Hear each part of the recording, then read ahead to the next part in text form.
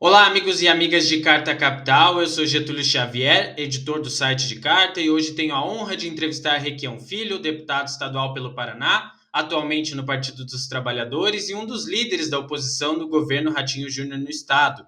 É dele quem partiu o recente pedido de impeachment do político bolsonarista, protocolado nas últimas semanas. Tema esse que iremos abordar um pouco mais adiante nessa entrevista. Antes, claro, queria agradecer a disposição do deputado de nos atender e desejar as nossas boas-vindas aqui a Requião Filho. Tudo bem contigo, deputado? Tudo bem, estamos aqui na Assembleia, no meu gabinete, e realmente sou oposição ferrinha ao atual governador Ratinho Júnior. E sou oposição porque o que nós temos hoje no Paraná é um governo de privatizações, de escândalos encobertos pela mídia e um governo que tem deixado muito a desejar para a população. Propagandas maravilhosas e uma realidade muito triste no nosso estado. Perfeito, deputado. Quero falar desses escândalos. Aliás, quero começar por isso, justamente com um desses escândalos do governo, esse que enseja o seu pedido de impeachment, mas também já antecipo aqui aos nossos queridos amigos e amigas de Carta Capital que falaremos também de privatizações, eleições municipais, eleições estaduais e tudo mais que o deputado puder aqui nos contribuir com seus comentários políticos, suas avaliações aqui desse momento em Curitiba e no estado do Paraná e, claro, por que não, da política nacional. Bom, deputado, como citei, você é um dos líderes da oposição ao governo de Ratinho Júnior aqui no estado do Paraná, de onde também falo nesse momento. O governador por aqui, é sabido, tem maioria na Assembleia Legislativa, mas ainda assim o senhor protocolou um pedido de impeachment contra ele que vem repercutindo bastante aí nas últimas semanas. Gostaria de pedir, então, um breve apanhado do que se trata esse pedido aí, justamente para colocar todo mundo na mesma página, quem ainda não teve contato com essa denúncia aí que o senhor traz nesse documento e, claro, queria que o senhor fizesse uma avaliação do andamento desse pedido, em que pé está, é possível que a gente sonhe com a deposição do Ratinho Júnior por essa denúncia de, enfim, envolvendo corrupção e mais alguns outros escândalos que o senhor vai nos debruçar aqui. Para isso, vai ter que angariar votos lá na base política de Ratinho Júnior. É possível vislumbrar esse cenário, deputado? Vamos lá, o que nós temos aqui é um crime de improbidade. Um estado onde na propaganda a transparência é absoluta, na realidade tudo que acontece no governo é feito às escuras, e um estado que diz que tem compliance, selo diamante para lá, selo isso para cá, e nós temos na Paraná Invest, uma autarquia que mexe com muito dinheiro aqui no estado, um sujeito condenado a 9 anos de cadeia, um sujeito que puxou cadeia. E, portanto, ele não é ficha limpa. Se ele não é ficha limpa, segundo as normas de compliance do estado do Paraná, ele jamais poderia ter sido contratado. 2, ele não tem certidão. Ele deve para o estado do Paraná 4 milhões de reais em impostos e deve para a União 24 milhões de reais em impostos. Ele foi condenado porque ele roubou, ele pegou os documentos de um vigia e abriu uma empresa com o nome sugestivo, Gangue. E através dessa empresa, depois do furto de documentos de falsidade ideológica, ele cometeu diversos ilícitos e foi condenado a 9 anos de reclusão. Sabendo disso, o governador o contrata para um cargo importantíssimo no governo do estado. Ou seja, ele não atende os requisitos, não é ficha limpa e está na dívida ativa. Se o governador não sabia disso, agora ele sabe. E mantendo esse sujeito no governo, ele comete o crime de improbidade. Agora, é engraçado porque o senhor Bequim, que é de quem nós estamos falando, condenado a 9 anos de cadeia, devendo 30 milhões de reais quase em imposto, ele se mantém no cargo e o apartamento onde habita hoje o governador Ratinho Júnior é da família do senhor Bequim. Está emprestado para o governador ou alugado, não sei, mas mostra a proximidade dos dois. Então o governador sabia que esse cara é ficha suja, sabia que esse cara está na dívida ativa e o próprio estado do Paraná está tentando executar esse sujeito e não acha bens. Mas o governador mora num desses bens da sua família. Então é nítido que o Paraná real é bem distante daquele Paraná da propaganda, onde tem uma águia cantando, lindos e verdes campos. O que nós temos no Palácio Iguaçu é um pântano, é um lodo, é uma lama só. E, deputado, sobre as chances desse pedido vingar aí na Assembleia Legislativa do Paraná, como eu falei, uma farta base política do Ratinho Júnior nesse momento.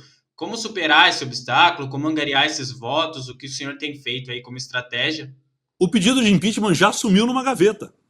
Porque, veja, estamos próximos de uma nova eleição da mesa, onde o presidente da Assembleia é réu confesso, né, digamos assim, em um escândalo de corrupção, de propina, de caixa 2, tanto faz, mas envolve corrupção. A base do governo e o governo estão em conluio para tomar conta da Assembleia e continuar à frente da Assembleia. Então, agora, a troca de favores políticos garante ao governador esta sobrevida. Mas eu gostaria de dizer para você, vou ao judiciário, vou cobrar o Ministério Público e teremos o apoio das instituições para que se faça cumprir a lei no estado do Paraná.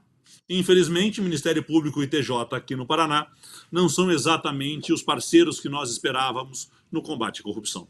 Bom, para quem é leitor de Carta Capital, sabe muito bem esse cenário. Descrevemos aí há poucas semanas a situação política de Adhemar Traiano na Assembleia Legislativa do Paraná e um pouco da sua teia política aí que escapa os meandros da Assembleia, vai também para a TJ, vai também para o Ministério Público, todo o Poder Judiciário também tem um pouquinho dos tentáculos de Traiano, que pela primeira vez, dá para dizer, está abalado no cargo, perdeu certo prestígio. Conversei para essa matéria com alguns aliados em condição de anonimato e todos eles me falaram que Adhemar Traiano deveria já ter pedido ao menos uma licença do cargo de presidente, coisa que ainda não fez. Quero te fazer essa pergunta daqui a alguns instantes, mas antes, deputado, só para a gente manter essa seara Ratinho Júnior e fechar esse tópico aqui da nossa conversa, gostaria de uma análise política do senhor desse caso Ratinho Júnior, que é bastante curioso para o cenário nacional, ao menos. Ele é um governador que durante os últimos 4 anos, aí,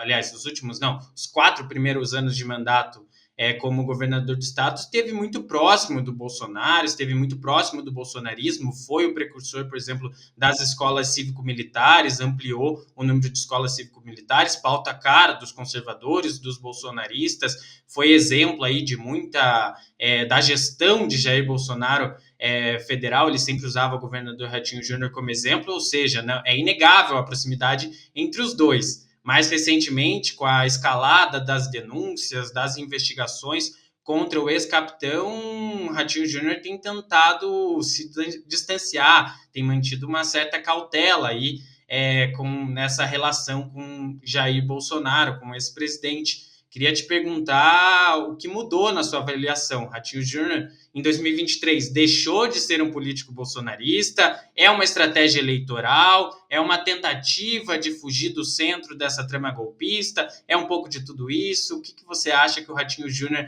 é ideologicamente nesse momento, deputado? Bom, você assume que o Ratinho Júnior teria capacidade cognitiva para ter um lado ideológico. Vamos regredir um pouquinho na história. Ratinho Júnior e o seu grupo político eram muito próximos. Sabe de quem? Antes de ser próximo do Bolsonaro? Do presidente Lula. Dilma Rousseff, presidente Lula, eram muito ligados ao PT, enquanto o PT estava bem na opinião pública e estava no governo. O PT cai em desgraça frente à opinião pública, sofre um golpe de Estado e a opinião pública diverge. Como a opinião pública diverge, Ratinho Júnior diverge também. Ele é o que nós chamamos de um parasita na política. Ele é como aquele peixe que vai grudado no tubarão, comendo as sobras. Ele não tem opinião, ele não tem capacidade própria de sobrevivência, ele precisa estar atrelado a um organismo maior. Seja esse organismo maior o PT, seja esse organismo maior o Bolsonaro, seja ele quem for. Não há uma ideologia, não há uma compreensão política. Ratinho Júnior não tem ideologia, não tem lado político. Ratinho Júnior tem lado econômico. E para defender os interesses de alguns grupos econômicos, ele se alia a quem for necessário e a quem for melhor naquele momento. Não há, como eu disse, uma cognição de ideias políticas por parte de Ratinho Júnior ou do seu grupo. Não é sequer um grupo político, é um grupo econômico de negócios que está à frente do estado do Paraná. Então, é normal que isso tenha acontecido E quanto mais for desgastada a imagem de Bolsonaro, mais Ratinho Júnior irá tentar se afastar disso. Se colocava como candidato à presidência. Vocês lembram disso? E o BTG teria marcado, o BTG Pactual, aquele banco que está sempre envolvido com as pessoas erradas, teria marcado diversas palestras de Ratinho Júnior pelo Brasil afora. Acho que foram 2 ou 3. Porque numa palestra com gente ligada ao mercado, por mais que os interesses sejam obviamente econômicos, há que se responder perguntas. E essas perguntas não têm resposta ensaiada. Essas perguntas não têm um acordo prévio do que será ou não perguntado pela plateia. E aí mostrou-se que Ratinho Júnior não tinha condições de ser um candidato, tendo que responder perguntas para as quais ele não tinha decorado a resposta. Aí esse centro-direita do Brasil, né, volta a São Paulo, a Minas Gerais e descarta aqui o Sul. Por quê? Porque o Sul não tem condições de se colocar como um jogador com Ratinho Júnior. Porque, como eu disse, se não há uma boa equipe de marketing, se não há respostas prontas, o governador não consegue desenrolar um debate. Tanto que fugiu de todos eles nas últimas eleições aqui no Paraná. Então a imagem de Ratinho Júnior também vai se desgastando. E conforme a sua caneta vai esvaziando, conforme o seu segundo mandato vai caminhando para o fim, os seus apoios políticos vão se dissolvendo, tanto no Brasil como aqui no Paraná. E a gente vem vendo esse derretimento da imagem do governador, inclusive aqui na sua base na Assembleia, onde os deputados estão com ele por interesse, não por amor. Interesse em ganhar emendas, interesses em manter cargos nomeados, interesses em pegar uma carona no jatinho, no helicóptero. Mas conforme vai esvaziando a caneta, a base vai se distanciando de Ratinho Júnior, os elogios vão diminuindo e a importância e a relevância desse menino, que brinca de ser governador hoje, também vai diminuindo. Vejo um futuro para o Ratinho como um bom deputado federal, um deputado estadual, pode até ser um menino bem intencionado, mas de política mesmo, ele é aquele peixinho que vai grudado ali no tubarão buscando os restos. Ele jamais será um tubarão. Perfeito, deputado.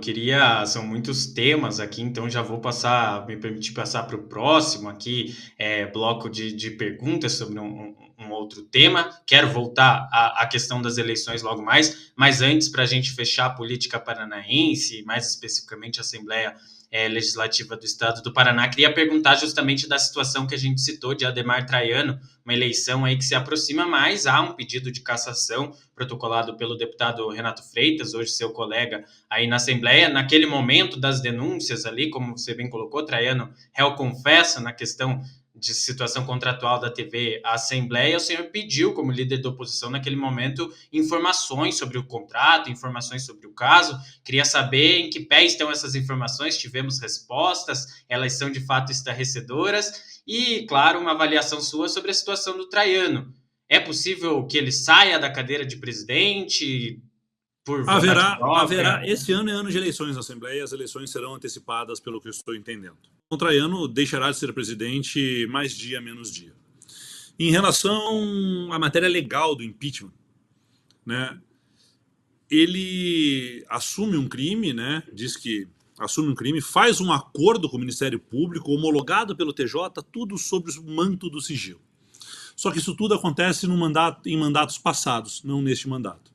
Legalmente, se a casa caça Traiano, em poucos minutos ele consegue uma liminar aqui no prédio ao lado, no TJ, e retorna. Moralmente, o presidente não deveria estar à frente da casa, mas o que é engraçado é que, após a confissão, após tudo isso, caímos num fato lá do Onyx Lorenzoni. Você lembra do Onyx Lorenzoni? E do Sérgio Moro, onde o Lorenzoni assume ter recebido dinheiro, mas ele coloca que era Caixa 2.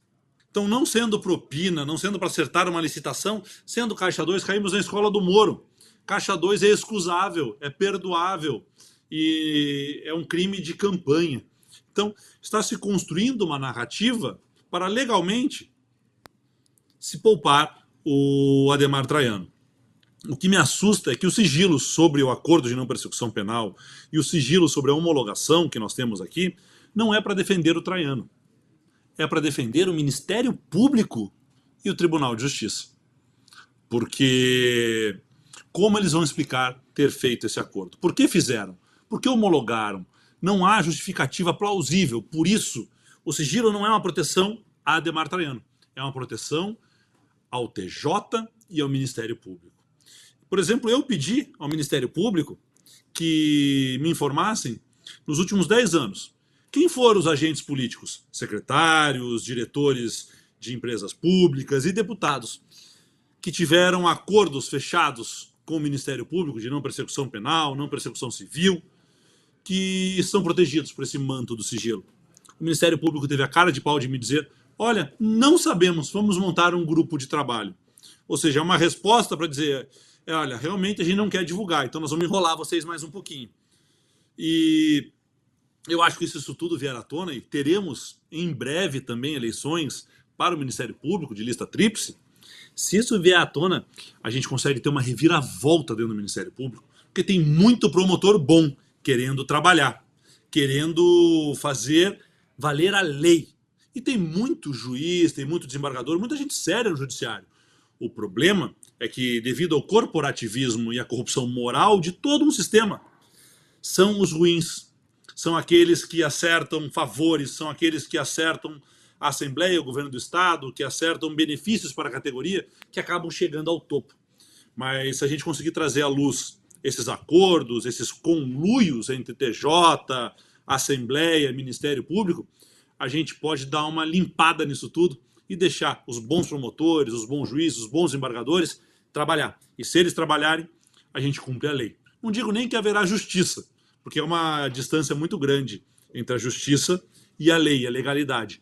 Mas se a gente fazer valer a lei, já é um bom primeiro passo para combater a corrupção institucional e endêmica que temos hoje no Paraná. Perfeito, deputado. Queria usar o gancho da sua última resposta, então, citou aí juízes que combinam resultados, juízes que se vendem ao sistema, citou também nominalmente o ex-juiz paranaense Sérgio Moro, hoje senador pela União Brasil, senador aqui no Paraná, que está com 2 processos aí de cassação tramitando ao mesmo tempo, um protocolado pelo PL, outro protocolado pelo PT, e com boas perspectivas, ou perspectivas consideráveis aqui. Mudando, boas para quem, né?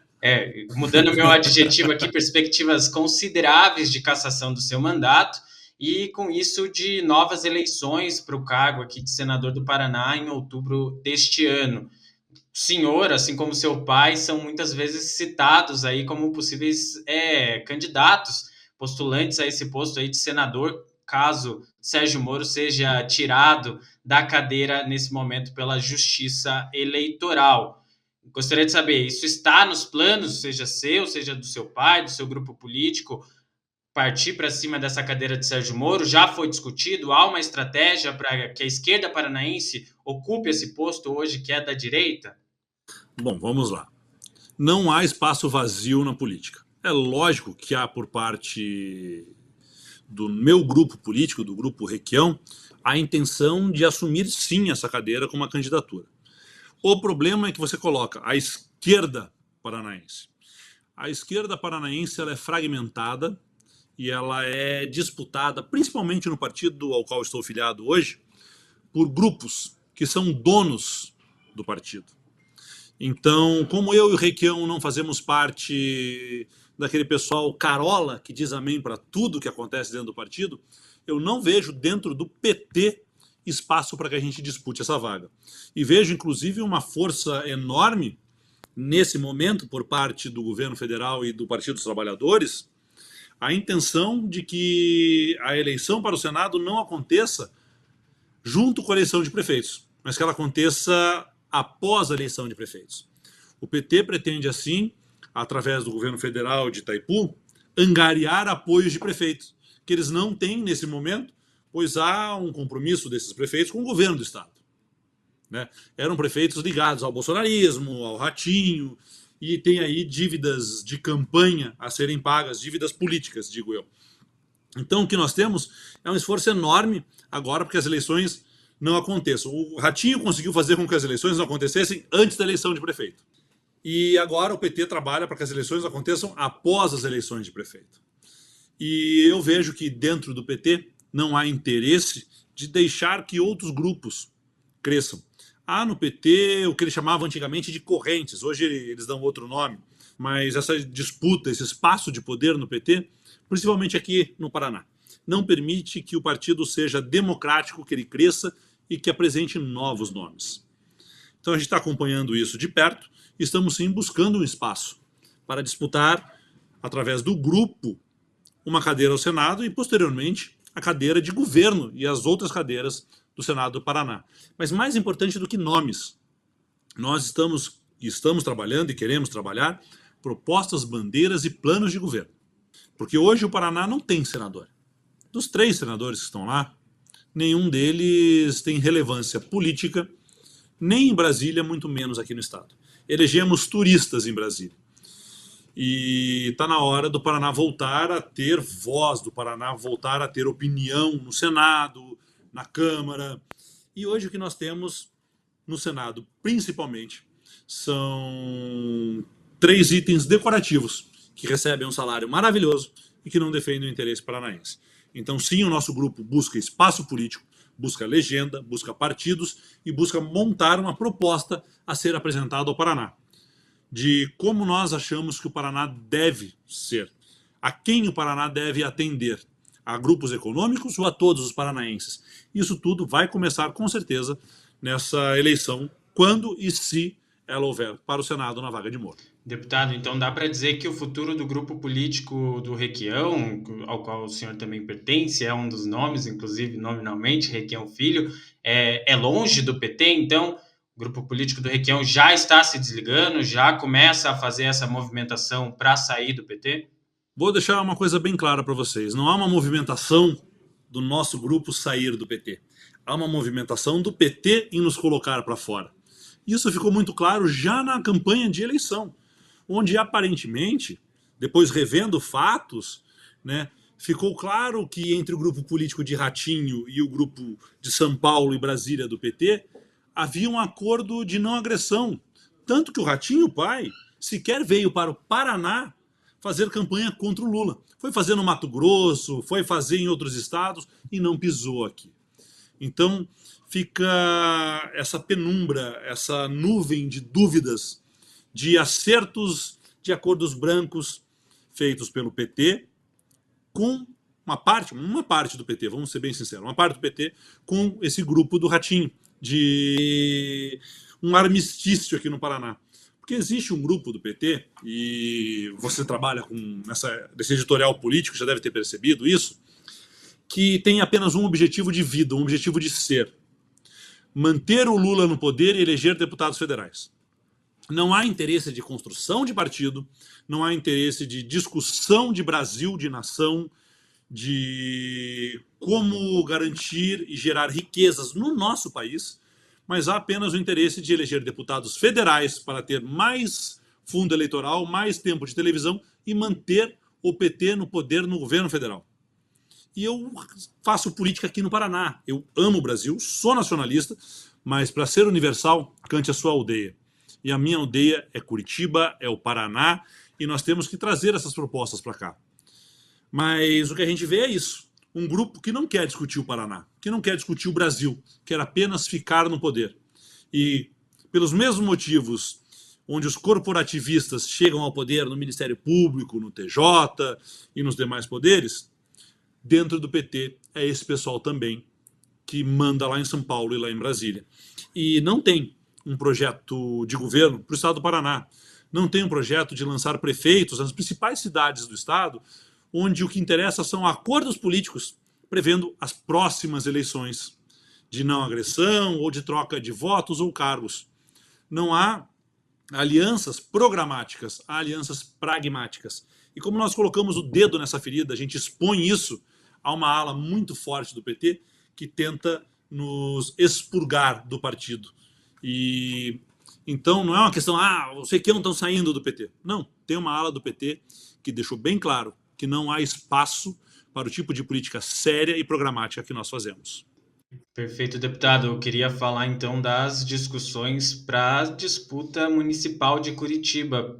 assim como no Senado, o nome do senhor é sempre citado como possível candidato a prefeito da capital paranaense, seu berço político, ele já ocupou esse posto de candidato a prefeito em outras ocasiões. Gostaria de saber se para 2024 esse também é um projeto do Grupo Requião, como que o senhor tem se alinhado, apesar das dificuldades partidárias aí citadas na última resposta, como que o senhor tem se posicionado nessas discussões ainda no seu partido atual? O PT quer apoiar Luciano Dutti, outros querem lançar candidaturas próprias. Qual a sua posição nesse momento? Eu acho que partido existe para lançar candidato. E sabedor que sou que não tenho espaço dentro do PT e preocupado em construir um programa paranaense de política e para o Brasil, eu vejo que nesse momento a minha presença e o meu trabalho é muito mais importante, buscando construir candidaturas em todo o estado do Paraná. E veja que eu não uso o termo candidaturas viáveis, tá? Porque o partido existe para ganhar ou para perder. E aqui no Paraná, o que o PT tem dito é: nós não temos chances de ganhar as grandes cidades. Então vamos reduzir os danos e apoiar pessoas que mais para frente não falarão mal do Lula e irão conseguir para nós alguns votinhos através de secretarias e cargos para deputados federais. E eu acho que o PT é ainda hoje o maior partido do Brasil. E aqui no Paraná, principalmente em Curitiba, deveria lançar um candidato. Justamente para trazer de volta para Curitiba quais são os planos do PT, quais são as bandeiras do PT, por que o PT existe, para quem o PT trabalha. E apesar das disputas internas, eu vejo neste momento que o melhor nome para defender o PT e o Lula em Curitiba, com histórico de militância, com conhecimento do partido, com proximidade ao presidente e com lugar de fala, seria a presidente do partido, Gleisi Hoffmann, que também já foi candidata aqui em Curitiba. E se a ideia é saber que nós não temos chance de ganhar e nós temos que buscar o espaço que o PT perdeu, quem melhor que a presidente nacional do partido, próxima ao Lula, de confiança do Planalto, próxima à Janja, com interlocução dentro do partido, dentro da Casa Civil, dentro da cozinha do presidente. Então eu acho, hoje, que a melhor opção, que teria um peso para trazer essas bandeiras, para representar o que o PT representa e buscar limpar o nome do partido, seria a nossa presidente nacional, a Gleisi Hoffmann, porque teria uma identificação com a maior corrente do partido, a CNB, respeitando, é lógico, o Zeca, respeitando a Carol, o Renato Freitas, o Magal, que se colocam como candidatos, mas se nós, digamos assim, não temos chance de ganhar, nós temos que jogar pesado, né? É hora de all-in, como falam no poker.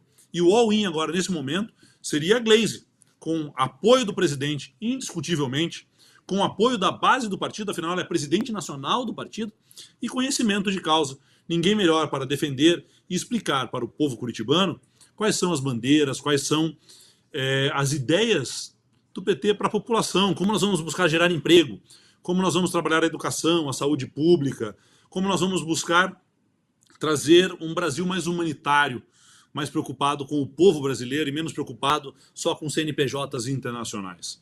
Então, eu acho, e vem amadurecendo essa ideia, conforme tenho participado de debates no partido, que a Gleisi seria, para ganhar ou para perder, a melhor opção para trazer essas ideias de partido aqui na capital. Perfeito, deputado. Para a gente fechar, gostaria de resgatar um assunto citado lá no início da nossa conversa, que são as privatizações aqui no estado do Paraná.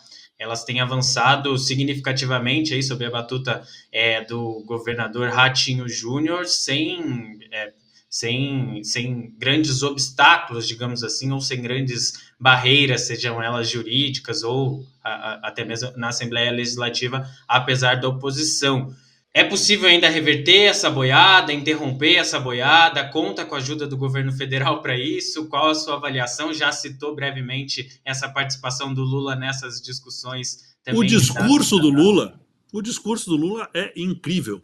Contra a privatização. As empresas estratégicas têm que estar na mão do governo, porque a água, a luz, são bens que, se bem administrados, trazem melhoria de vida, trazem geração de riqueza, ajudam a indústria, as empresas e ao próprio agro a se desenvolver e melhoram o IDH de regiões baixas, porque buscam daí o lucro social, não o lucro monetário. Diz isso o Lula, num discurso que eu aplaudo e apoio.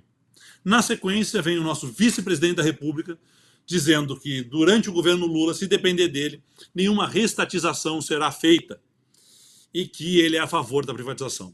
São Paulo privatizou, virou uma porcaria. Aqui no Paraná, venderam a Copel a troco de pinga, a preço de banana, e piorou. O atendimento, o serviço, a geração, tudo vem decaindo. Só vem aumentando o quê? O lucro dos acionistas.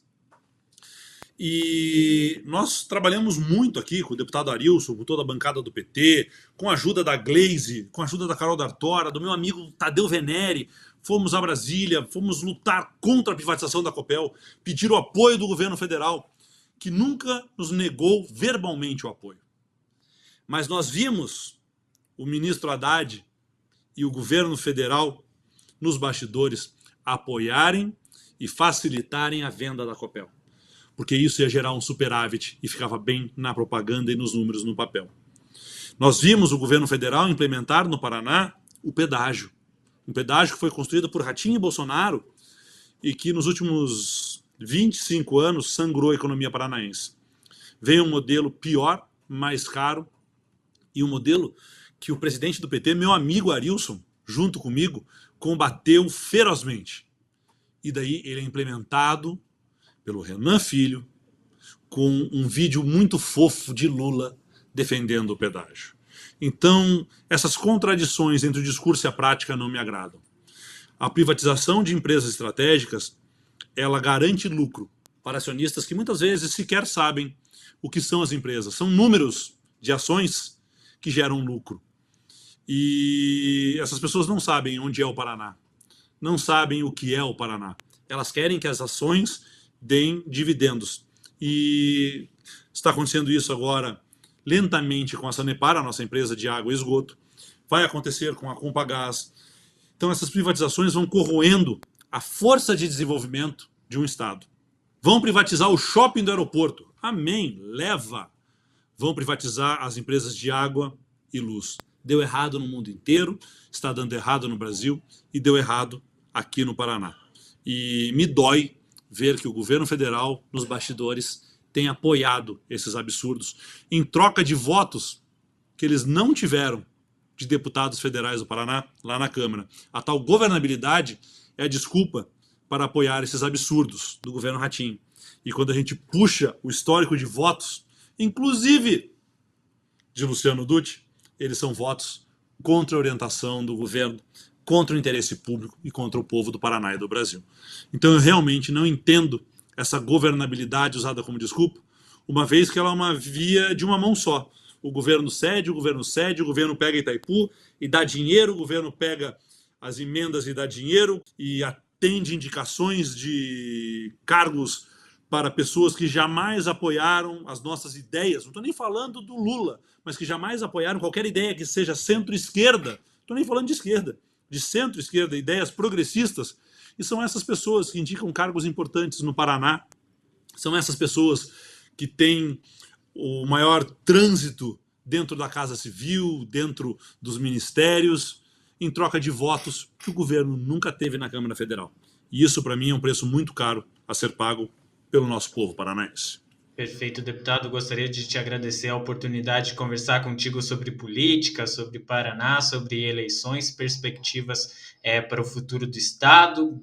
Como sempre, uma honra conversar contigo. Portas de Carta Capital estão sempre abertas e para quem nos acompanhou até aqui, gostaria de convidar para que curta nosso vídeo, compartilhe essa publicação e, claro, se inscreva e assine os produtos de Carta Capital, que você vai estar contribuindo com o jornalismo corajoso e independente que fazemos aqui em Carta Capital. Dito isso, passo a palavra para o deputado, para o nosso encerramento aqui, deputado. Eu não tenho a pretensão de ter razão em tudo. Mas eu acredito naquilo que eu defendo. E sei que muita gente concorda comigo e muita gente discorda de mim. E eu estou aberto ao diálogo, ao debate sempre. Por isso as minhas redes sociais têm sido um meio de garantir esse diálogo, esse debate, essa troca de ideias.